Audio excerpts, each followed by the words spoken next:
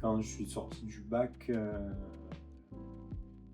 j'ai voulu faire le STAPS, mais je me suis blessé rapidement en escalade et j'ai dû j'ai bon, j'ai arrêté parce que finalement, hyper motivé, tu vois? Tu sors du bac, tu sais pas trop ce que tu veux faire et puis, ça me trottait dans la tête depuis un moment. Ma mère était infirmière.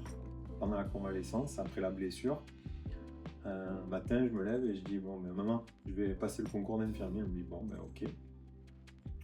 Donc je révise, je passe le concours, je réussis très bien, donc 3 ans d'études.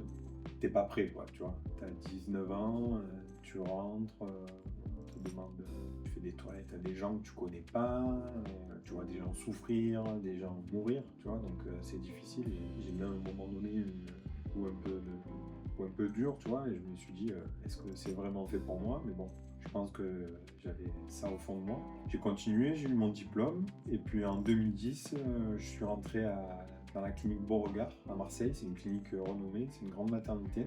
Puis là, je suis rentré au bloc opératoire. Révélation, le bloc, c'est vraiment un milieu à part, mais c'est génial. Tu as tout, tu as la technique, tu as la relation. Alors oui, on dit que les gens dorment et tout, que tu les vois pas longtemps, mais tu les vois peut-être entre 1 et 5 minutes, mais c'est les 5 minutes où ils sont peut-être le plus stressés de leur vie. Donc ouais, c'est important d'avoir un bon contact, tu vois.